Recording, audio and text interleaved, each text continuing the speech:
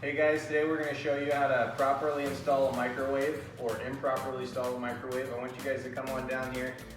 So we've got all of our microwave parts pulled out here. We've just got some really big bolts. We've got some butterfly bolts. We've got these things with the big heads.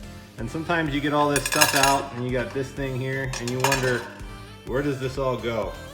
So the first thing you're going to want to do is throw away the butterfly bolts.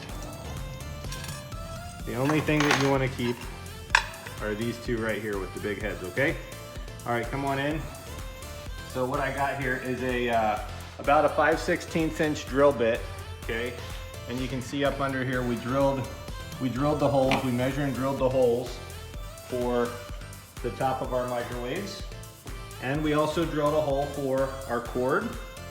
That you want a 1-inch paddle bit, and you want to put a 1-inch paddle bit for your cord, okay? And we drilled a hole for our vent.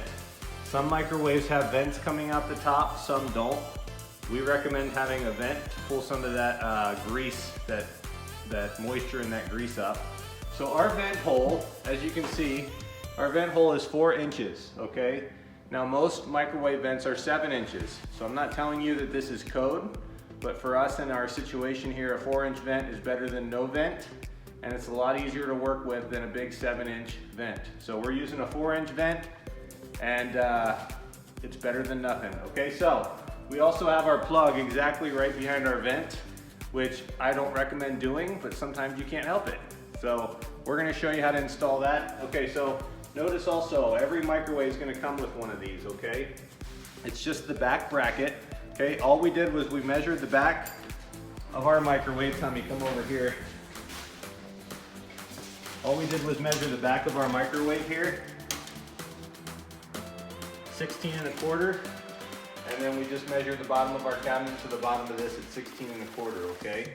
So that's how you do that. Drywall screws or any type of wood screw, and I hit a stud. Now, I do think it's a little overkill to have a 1/8 inch bolt holding this on when all that's holding the entire thing on is these two little flanges here.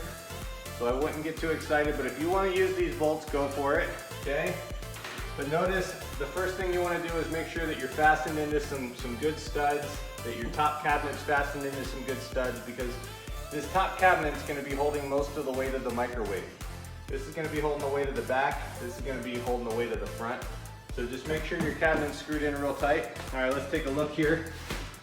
What we're going to do is just gently pick this up. Oh yeah!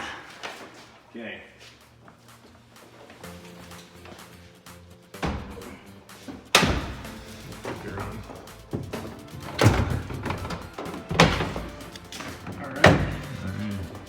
All right, there we go, guys. We're in.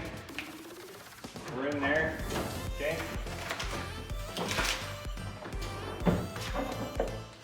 And we want to make sure that our cord gets put in here.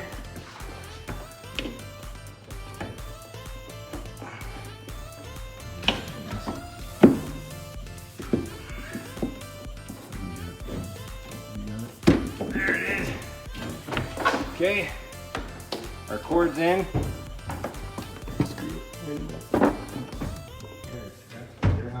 Yes. All right, so I got this, Tommy, if you wanna just record. Okay guys, so we got it tied up against the back now. You can show them the back. And I'm just threading these in with my fingers.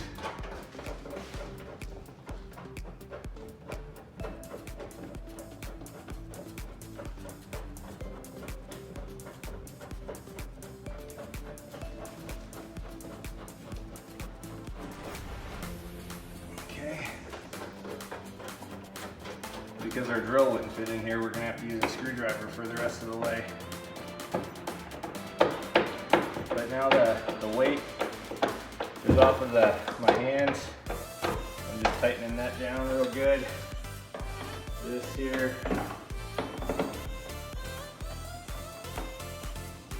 All right, ladies and gentlemen, you can see we got our microwave in. You can see we're nice and tight on the back. Okay. Our pipe is a little off on the top, so we're gonna have to trim that out.